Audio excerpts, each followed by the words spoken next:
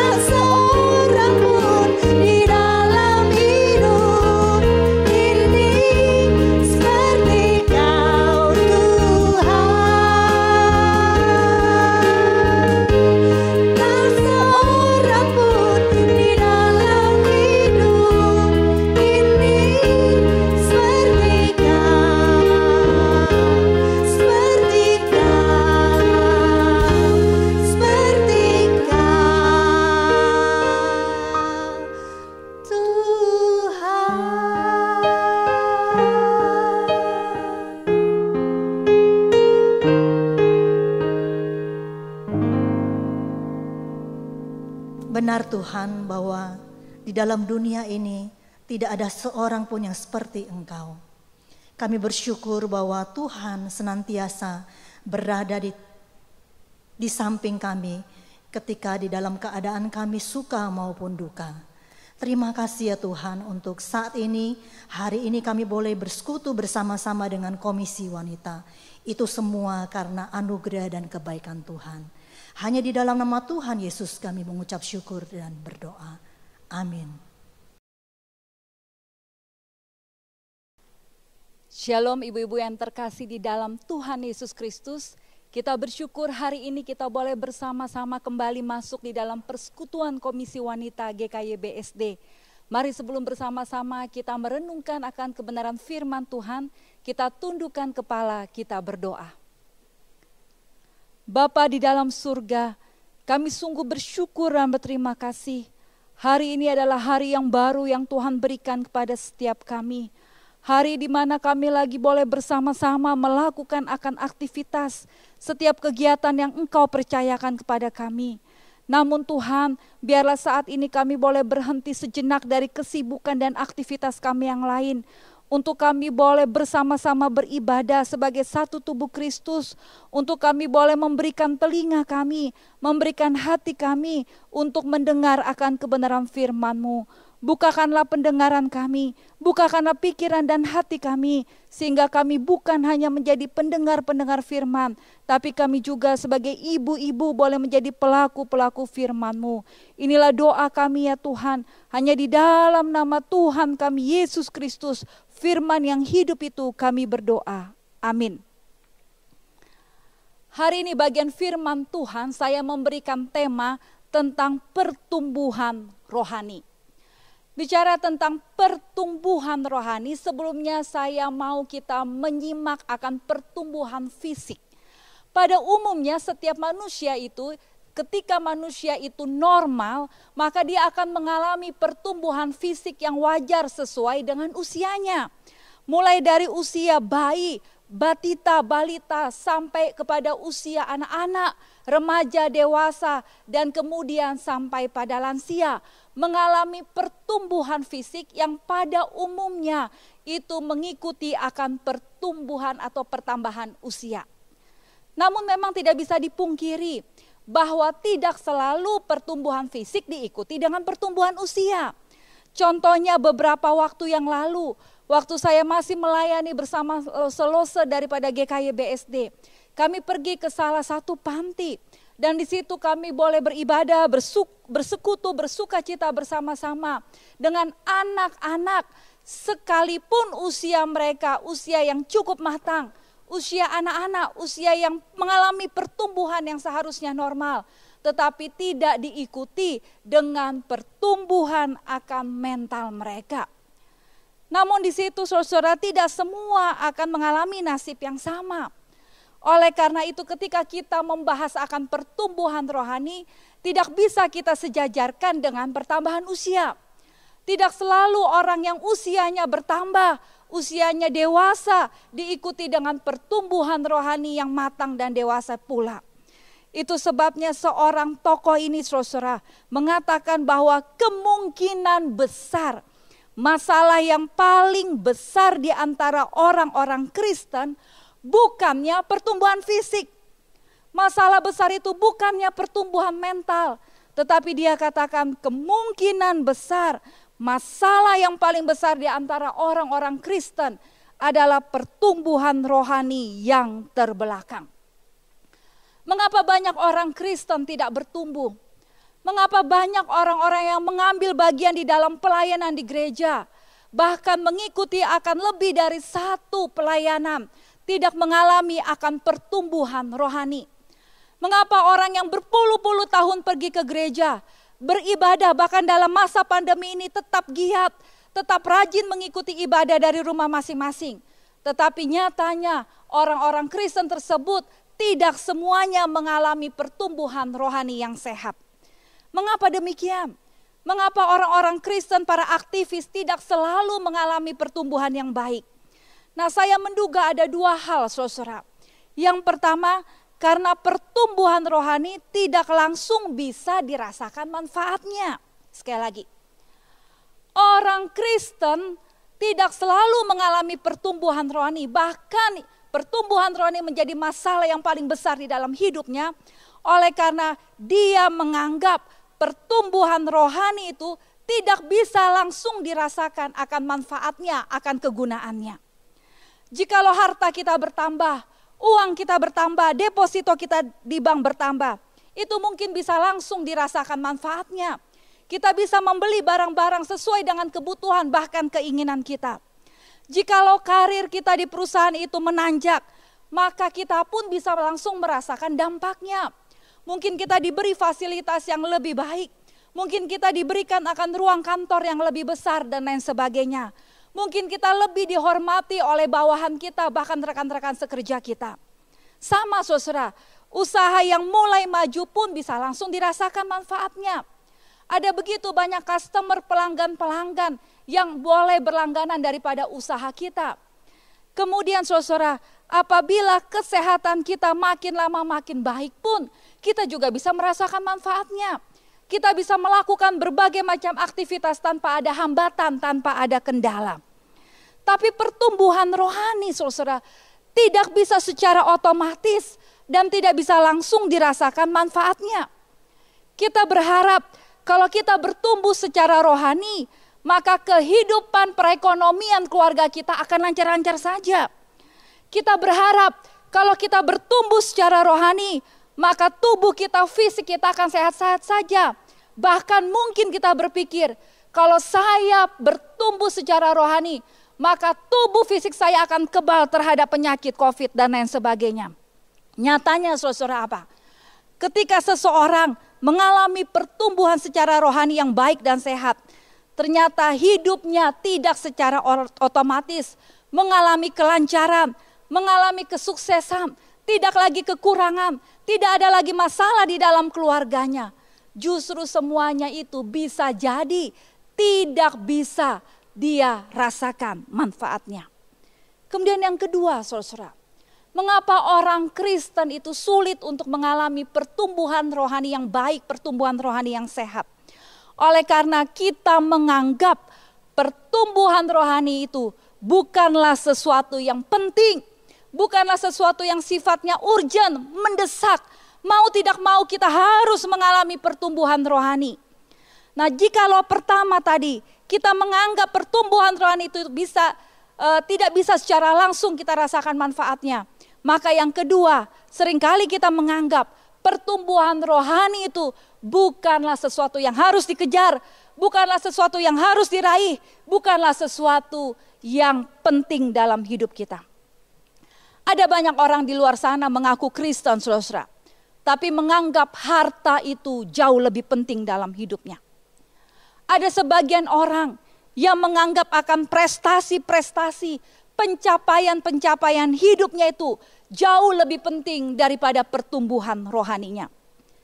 Ada juga yang menganggap kesehatan tubuhnya, kesehatan fisiknya jauh lebih penting daripada pertumbuhan rohaninya.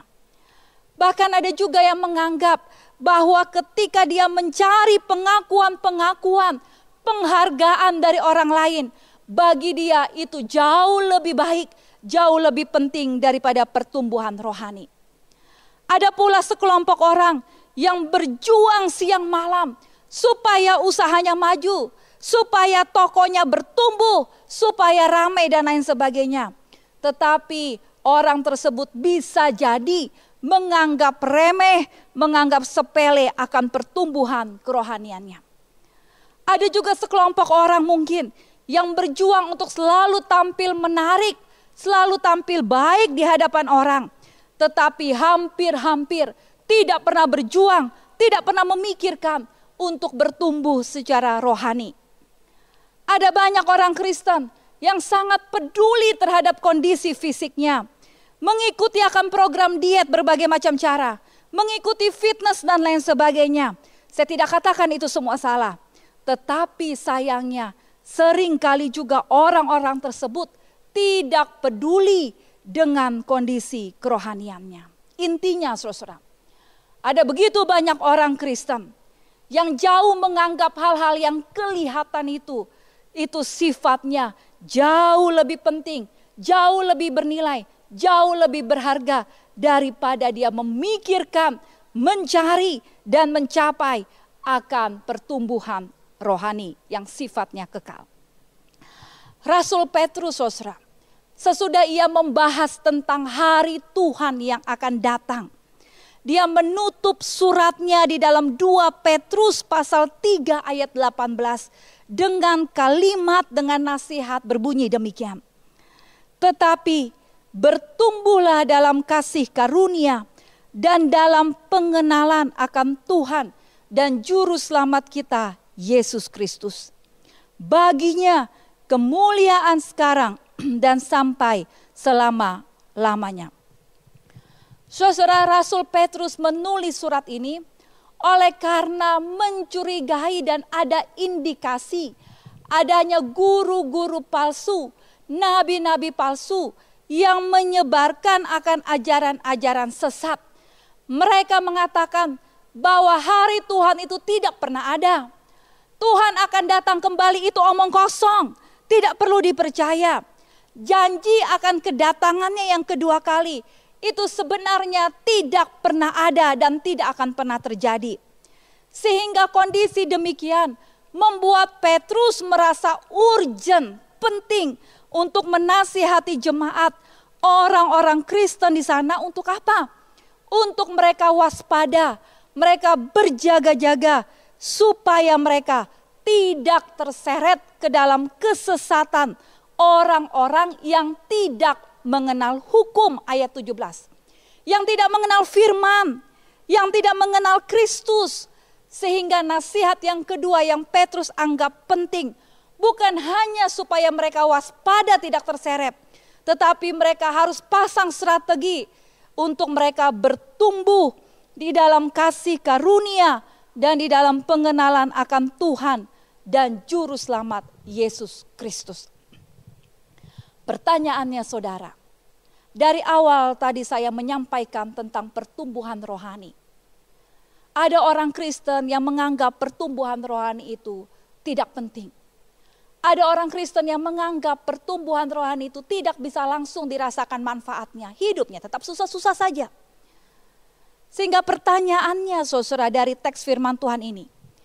Apakah Kristus itu menginginkan kita itu bertumbuh? Kalau memang Kristus menginginkan kita, umatnya, orang-orang pilihannya, mengapa pertumbuhan itu begitu lambat? Dan apakah pertumbuhan, seperti apa pertumbuhan itu yang dikehendaki oleh Kristus Yesus bagi setiap kita? Saudara, dari ayat yang saya baca ada dua, saudara. Kristus jelas menginginkan kita bertumbuh. Dan pertumbuhan seperti apa yang Dia kehendaki? Yang pertama di ayat itu, bertumbuh di dalam kasih karunia. Lihat saudara ya. Kristus tentu menginginkan kita bertumbuh. Namun Kristus tahu siapa kita dan apa kita. Secara natur kita manusia berdosa. Kita memiliki semuanya itu sifat dasar berdosa. Jadi apapun perbuatan baik yang kita lakukan, ingat bahwa itu lahir dari keberdosaan kita di hadapan Allah. Sehingga Rasul Petrus sangat menyadari kita mengalami pertumbuhan. Tidak bisa tidak, itu semata-mata karena anugerah Allah, kasih karunia Allah. Dan ini pun juga sejajar disampaikan oleh Rasul Paulus di dalam 1 Korintus pasal 3 ayat 6 dan 7. Aku menanam, Apolos menyiram. Tetapi Allah yang memberi pertumbuhan. Kemudian diulangi di ayat 7. Karena itu yang penting bukanlah yang menanam atau yang menyiram. Melainkan Allah yang memberi pertumbuhan. Jadi saudara jelas di sini. Baik Rasul Petrus maupun Rasul Paulus menganggap pertumbuhan rohani itu sangat penting. Karena Kristus menghendakinya. Tetapi kita sadar dengan segala yang kita punya, kelebihan kita, harta yang kita punya, pencapaian-pencapaian kita, bahkan dengan bakat talenta kita, kita tidak mampu untuk bertumbuh rohani secara sendiri, saudara. Oleh karena apa? Hanya Allah sajalah yang memberikan kita kekuatan, yang memberikan kita kemampuan dengan kasih karunia-Nya. Dialah yang memungkinkan saudara dengan saya untuk mengalami akan pertumbuhan rohani. Jadi 2 Petrus 3 ayat 18 ini bicara tentang pertumbuhan. Bukan pertumbuhan hasil mati-matian dari usaha jerih lelah manusia. Bukan pertumbuhan yang dihasilkan dari kegiatan akan gerejawi. Bukan pertumbuhan yang dihasilkan dari pertambahan usia kita yang makin matang.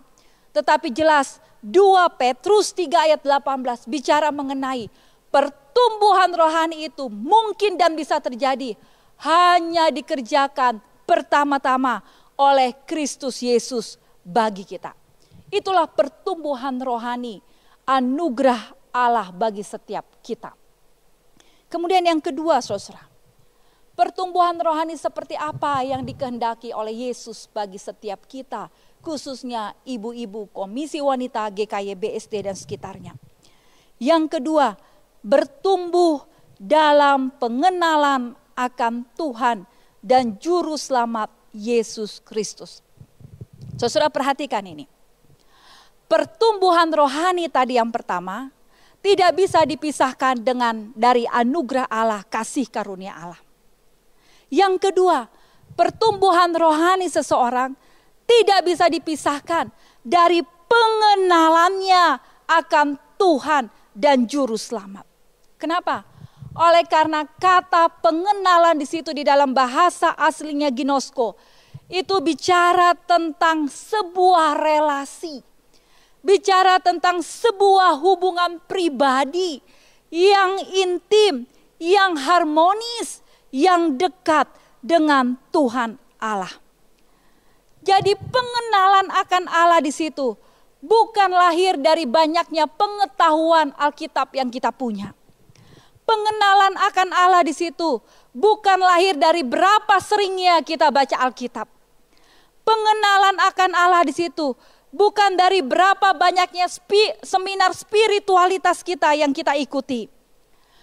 Pengenalan Allah akan di situ bukan berapa banyak kegiatan pelayanan yang kita lakukan di gereja. Bukan, saudara. Tetapi pengenalan akan Allah, kunci daripada pertumbuhan itu ketika kita berelasi, berhubungan dengan Tuhan, dengan firman-Nya. Sehingga saudara, Tuhan hanya dapat dikenal dengan baik di saat kita memberikan waktu kepada Dia. Saya ulang sekali lagi. Tuhan hanya dapat dikenal dengan baik di saat engkau dan saya memberikan waktu, mendengarkan akan isi hati Tuhan. Memberikan waktu, mendengarkan akan setiap titah-titahnya, perintahnya. Mendengarkan, memberikan waktu. Apa yang menjadi kehendak Tuhan selama kita hidup di dalam dunia ini, saudara. Sehingga jikalau betul kita bertumbuh secara rohani, tentu ada kerinduan kita untuk mengenal Dia. Tentu ada kerinduan kita untuk senantiasa haus mencari Dia. Tentu ada kerinduan kita untuk mendisiplin diri kita, membutuhkan Dia, membutuhkan firman-Nya. Dan inilah yang menjadi salah satu indikator kita apabila kita mengalami pertumbuhan rohani. Tetapi saudara jangan salah mengerti.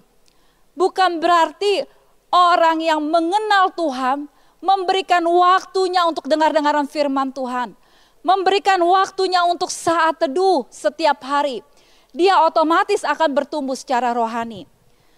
Bapak reformasi John Calvin itu mengatakan apa? Segala pengetahuan pengenalan akan Tuhan itu lahir daripada sebuah ketaatan. Saya ulang sekali lagi. Semua pengenalan akan Tuhan terlahir dari ketaatan. Ketaatan terhadap apa? Jelas saudara, ketaatan terhadap firman Tuhan. Jadi bukan kita habiskan waktu kita di kamar, baca Alkitab, berdoa, kita pasti otomatis bertumbuh, tidak. Tetapi pada saat kita memberikan waktu, kita bersaat teduh, membaca merenungkan kebenaran firman Tuhan. Tetapi kita berjuang untuk mentaati, untuk menghidupinya. Maka disitulah pertumbuhan rohani mulai terjadi. Sebagai contoh saudara, kita tahu bahwa firman Tuhan mengatakan, kasihilah akan sesamamu. Berdoalah bagi mereka yang menganiaya kamu. Tetapi coba kita merenungkan baik-baik saudara. Adakah selama ini mungkin hati kita menyimpan akan kepedihan, kekecewaan, sakit hati terhadap orang lain? Mungkin itu saudara seiman kita. Mungkin itu sebagai sesama teman persekutuan kita. Mungkin itu sesama rekan pengurus, bahkan sesama itu mungkin orang yang paling dekat dengan kita, pasangan hidup kita. Entah itu suami kita atau mungkin juga anak-anak kita. Kita kecewa kepada mereka, kita sakit hati, bahkan kita akar pahit, saudara. Tapi kita tetap baca Alkitab, tetap mengikuti ibadah, tetap berikan waktu untuk firman Tuhan. Saudara, kalau memang itu semua tadi, engkau mengalami akan manfaatnya, tentulah engkau berjuang untuk apa? Untuk pergi mengasihi mereka, berdamai dengan mereka, mengampuni mereka. Kemudian saudara, kita tahu akan firman Tuhan. Kita sebagai istri kita harus tunduk kepada suami kita. Tetapi kita hidup selama ini dan kita merasa kita lebih pintar daripada suami kita. Kita merasa kita lebih hebat. Kita lebih mampu di dalam memanage akan kehidupan rumah tangga kita. Kita lebih bisa untuk mencari uang dan lain sebagainya. Tetapi firman Tuhan ketika kita mendengarkan dan beri waktu, dikatakan, hai istri, tunduklah kepada suamimu. Tetapi kita sulit untuk tunduk, untuk menghormati mereka. Pertanyaannya, apakah Alkitab yang kita baca senantiasa itu memberikan kita pertumbuhan rohani? Jadi saudara, hal yang kedua ini tidak bisa dipisahkan. Pertumbuhan rohani dengan ketaatan kita pada saat kita merenungkan, memberikan waktu, memberikan telinga kita dan hati kita untuk mendengarkan dan mentaati firman-Nya. Karena pengenalan akan Kristus, saudara, itulah inti daripada kekristenan. Warisan apakah kita sebagai orang tua yang akan kita tinggalkan bagi anak-anak kita? Apakah warisan yang kita tinggalkan hanya semata-mata pada warisan yang sifatnya materi? Uang kita, harta kita, deposito kita di bank, atau investasi kita yang lainnya, saudara. Warisan apakah yang mau kita tinggalkan kepada mereka? Apakah kepintaran kita, kehebatan kita di dalam mengatur akan kehidupan keluarga, rumah tangga, dan lain sebagainya? Warisan apakah yang kita mau tinggalkan kepada anak-anak kita, saudara? Adakah anak-anak kita mewarisi bagaimana pertumbuhan iman sebagai mama, kita sebagai mama, sungguh-sungguh itu membekas di dalam hati mereka. Sungguh-sungguh itu boleh menjadi berkat bagi mereka dan menjadi teladan bagi mereka, saudara. Ataukah anak-anak kita melihat, oh mama sering sekali membaca Alkitab. Mama tidak pernah melewatkan waktu untuk bersaat teduh. Oh mama saya selalu mengikuti ibadah-ibadah, bahkan ibadah online. Tetapi saya tidak melihat mama yang bertumbuh rohani secara sehat. Saudara, pertanyaan itu juga yang menjadi pertanyaan bagi saya, saudara. Warisan atau teladan apakah yang mau kita tinggalkan buat anak-anak kita, keturunan kita, cucu kita, dan lain sebagainya. Saya tutup dengan cerita ilustrasi terakhir ini, saudara. Perempuan ini adalah seorang perempuan yang sederhana, wanita yang sangat sederhana, bernama Moro Graham. Dia adalah mamah daripada almarhum pendeta Billy Graham, saudara. Pada saat akan Mother's Day, hari ibu di tahun 2003, Billy Graham itu menuliskan akan sebuah kesaksian tentang mamanya tercinta, saudara. Ada 7 hal yang dia teladani dari mamanya. Ada 7 hal yang dia bisa lihat sebagai pengaruh yang baik, pengaruh yang positif untuk dirinya dan keluarganya, saudara. Ada satu kalimat yang sangat memberkati, dia tulis seperti ini. She, maksudnya my mom, and my father didn't have much education. Papaku dan mamaku tidak punya pendidikan yang tinggi, tidak mengenyam pendidikan yang begitu lama. But My mother was a woman of God. Tetapi mamaku adalah seorang wanita Allah. Kemudian dia kisahkan pada saat tahun-tahunnya di akhir tahun-tahun hidupnya. Ketika kesehatan mamanya Moro Graham ini menurun. Dan ketika papanya Billy Graham sudah tiada meninggal. Moro Graham mamanya ini memberikan satu teladan.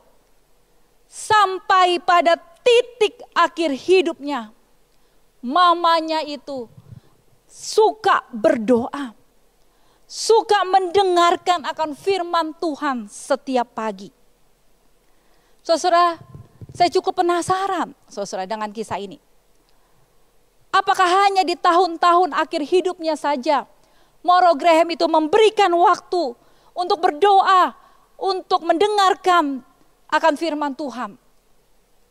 Ternyata tidak, saudara. Pendeta Billy Graham katakan, dari masa muda mamaku, dia menikah dengan papa. Setiap pagi mereka membangun mezbah keluarga. Dan ketika mereka selesai bersaat teduh, sikap mereka itu sangat kelihatan pada saat mamaku membesarkanku. Sikapnya itu kelihatan dimulai dari kamar pada saat dia bersaat teduh. Ketika mamaku mendidik kami semua anak-anaknya, saudara. Seorang mama yang sederhana, yang tidak punya pendidikan tinggi. Tetapi bagi Billy Graham, mamaku adalah wanita Allah. Setiap pagi dia merenungkan firman Tuhan. Keluar dari kamar, dia tunjukkan bagaimana sebagai mama yang berelasi dengan Tuhan dengan firman-Nya. Beberapa waktu kemudian, saudara, pendeta Billy Graham itu mengalami akan masalah yang sulit di dalam hidupnya, di dalam pelayanannya. Sehingga dia merasakan, di manakah Tuhan? Tuhan, apakah Engkau meninggalkanku? Mana Tuhan yang ku kenal, saudara? Dalam kondisi yang sangat sulit, masalah yang begitu berat yang dialami oleh pendeta Billy Graham, saudara. Dia merasa Tuhan itu meninggalkannya. Tuhan yang dia kenal, Tuhan yang dia layani mana? Karena bagi Billy Graham, langit itu tetap hitam. Bahkan dia katakan seperti tembaga baginya, tidak ada jalan keluar. Suatu hari dia putuskan, dalam kondisi seperti itu dia tulis surat kepada mamanya yang tercinta, saudara. Beberapa hari kemudian mamanya Moro Graham itu membalas akan surat daripada anaknya ini. Dan dia tuliskan seperti ini. Nak, aku pun pernah merasakan seperti yang kau rasakan. Ada saatnya Allah menarik dirinya untuk menguji imanmu. Dia ingin kau mempercayai Dia dalam kegelapan. Sekarang, raihlah dengan iman melewati kabut. Dan kau akan menemukan bahwa tangannya ada di sana. Saudara, tidak mungkin Moro Graham menasihati akan anaknya kalau dia tidak mengenal betul siapa Tuhan Allah itu. Dia katakan, aku pernah merasakan seperti yang kau rasakan. Aku bukan berarti gak pernah ada masalah. Beberapa kali aku mengalami masalah, bahkan masalah terberat dalam hidupku. Tetapi aku makin mengenal Tuhan. Makin kulihat Tuhan itu sebenarnya tetap ada. Tangan penyertaannya tidak pernah undur, tidak pernah meninggalkan kita. Sekalipun kita di dalam kabut, di dalam kelam, di dalam bayang-bayang maut. Saudara, setelah membaca surat dari mamanya, pendeta Billy Graham gak tahan, saudara. Dia menangis terus, air mata deras keluar dari matanya. Kemudian dia berlutut di sisi tempat tidur. Dia berdoa kepada Tuhan, Tuhan, aku minta ampun. Selama ini pengenalanku akan Tuhan itu ternyata tidak mengalami pertumbuhan. Tetapi aku bersyukur Tuhan bukakan siapa engkau melalui akan mamahku. Sehingga saudara, setiap Billy Graham itu menyampaikan kesaksian tentang mamanya yang sederhana ini. Dia katakan, my mom was a real theologian. Mamakulah seorang teolog yang sejati. Mamaku orang yang mengalami pertumbuhan rohani yang sehat. Memang tidak langsung merasakan manfaatnya. Tetap ada susah di dalam hidupnya. Tetapi ketika mamaku memberikan waktunya, telinganya, hatinya untuk mendengar firman Tuhan dan mentaatinya, maka pertumbuhan rohani itu menjadi pertumbuhan yang baik, yang sehat. Karena dia tahu mamaku bertumbuh semata-mata karena anugerah Allah, kasih karunia Allah. Saya tutup dengan kutipan daripada penulis buku Just Like Jesus, Max Lucado. Dia mengatakan seperti ini. Orang yang hidup bersama dalam waktu yang lama, akhirnya mulai terdengar sama. Berbicaranya pun sama, bahkan berpikir sama. Ya. Jadi kalau kita sekian tahun tinggal bersama orang, saudara, maka kita bisa menjadi terikut cara bicaranya, cara pikirnya, cara kelakuannya, dan lain sebagainya. Kemudian Max Lucado sambung, saudara. Ketika kita hidup bersama Tuhan, kita akan mengambil pikirannya, prinsipnya, sikap-sikapnya. Kita menyerap hatinya. Saudara, adakah engkau denganku rindu untuk memiliki pikiran yang sama, prinsip yang sama, sikap yang sama, hati yang sama seperti Kristus Yesus? Jikalau ada, saudara, marilah kita datang kepada Tuhan. Kita mohon anugerahnya, Tuhan, tumbuhkanlah akan kerohanianku. Berikanlah aku rasa rindu untuk mencari Engkau, mencari firman-Mu.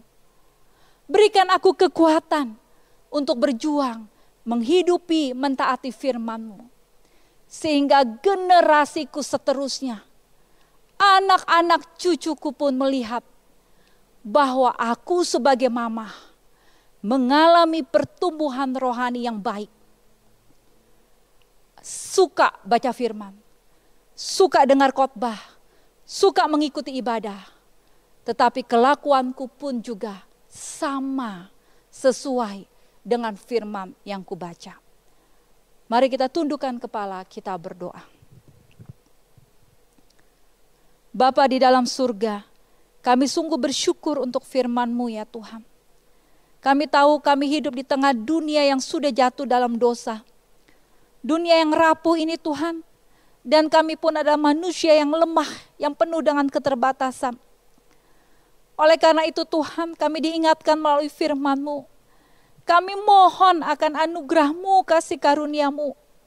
Menumbuhkan iman kami. Menumbuhkan kerohanian kami. Baik kami yang baru menjadi orang Kristen, ataupun kami yang sudah lama menjadi orang Kristen dan sudah lama melayani. Biarlah kerohanian kami bertumbuh ya Tuhan. Melalui firman yang kami baca, yang kami dengar. Setiap ibadah yang kami ikuti. Biarlah sungguh-sungguh Tuhan, kami boleh menghidupinya, mentaatinya. Sehingga pengenalan kami akan Tuhan menjadi pengenalan yang boleh makin bertumbuh di dalam takut akan Engkau. Terima kasih Tuhan, inilah doa kami. Hanya di dalam nama Tuhan kami Yesus Kristus, kami bersyukur untuk firman-Mu. Kami berdoa. Amin. Tuhan memberkati. Mari kita merespon firman Tuhan dengan pujian lebih dalam lagi. Biarlah pujian ini merupakan doa kita kepada Tuhan. Tuhan, inilah kerinduanku untuk selalu berada di dekat. Satu hal yang kurindukan ya Tuhan. Satu hal yang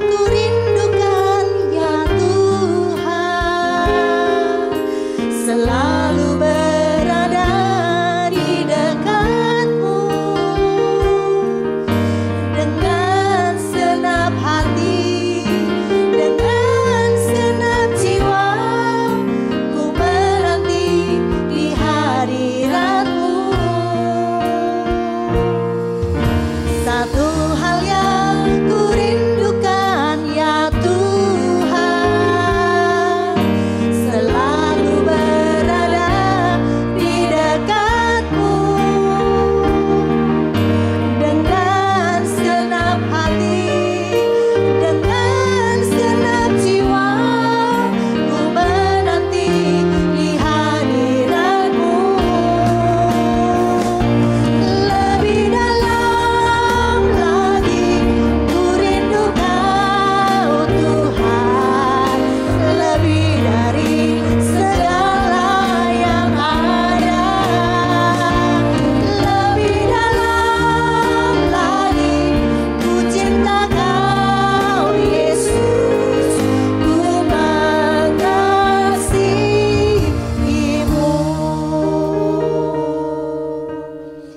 Jika kita dapat mengasihi Tuhan, itu karena Tuhan terlebih dahulu mengasihi kita. Jika kita dapat memberikan persembahan, itu karena Tuhan terlebih dahulu memberkati kita. Kita akan memberikan persembahan dengan scan QR Code yang sudah dibagikan. Mohon ibu-ibu memberikan angka 6 di akhir persembahan yang diberikan. Mari kita tinggikan Dia, kita nyanyikan pujian ini. Satu hal yang kurindukan ya Tuhan. Satu hal yang kurindukan ya Tuhan, selalu berada di dekatmu. Dengan senap hati, dengan senap jiwa, ku menanti di hadiratmu. Satu hal yang kurindukan ya Tuhan, selalu berada di dekatmu.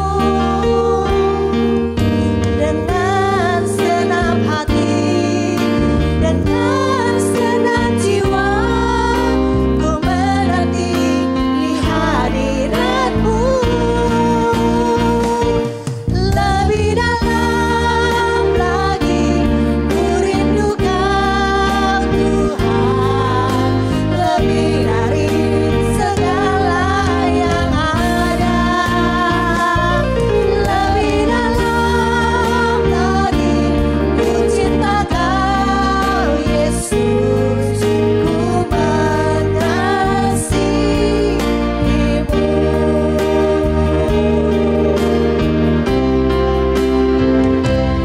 Lebih dalam lagi ku rindu Kau Tuhan, lebih dari segala yang ada. Lebih dalam lagi ku cinta Kau Yesus, ku mengasihimu. Ku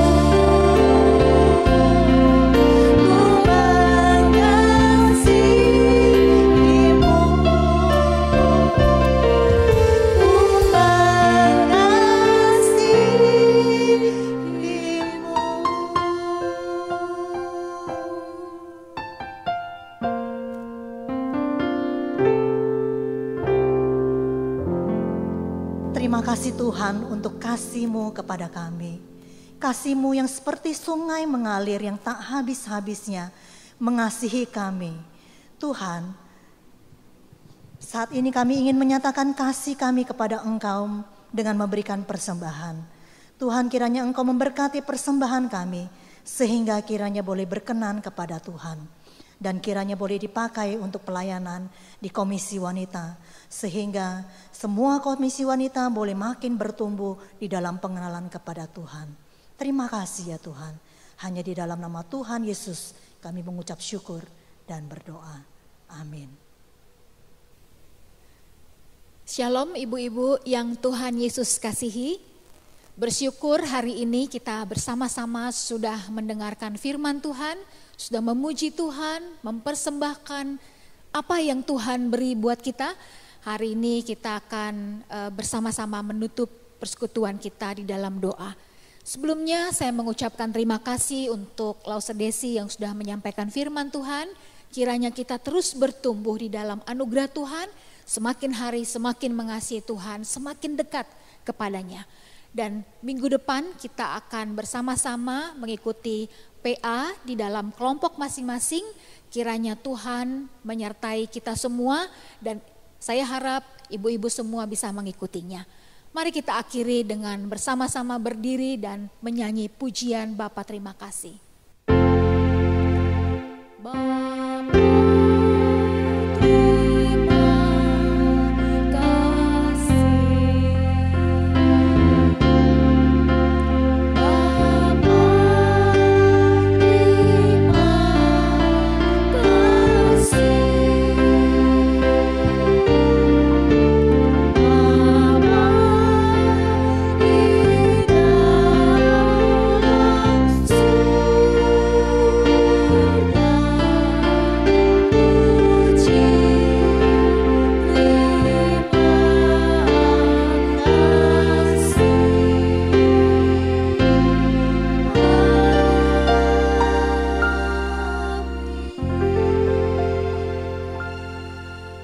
Kami bersyukur di akhir dari persekutuan ini Tuhan, kami menaikkan pujian kepada Tuhan yang begitu mengasihi kami.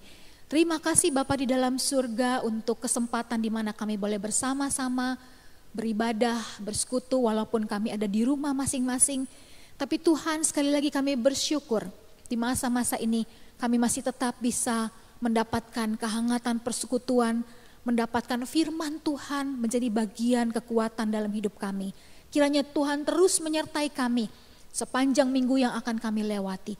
Di dalam anugerah dan penyertaan Tuhan, ibu-ibu semua ya Tuhan dikuatkan untuk melalui masa-masa ini.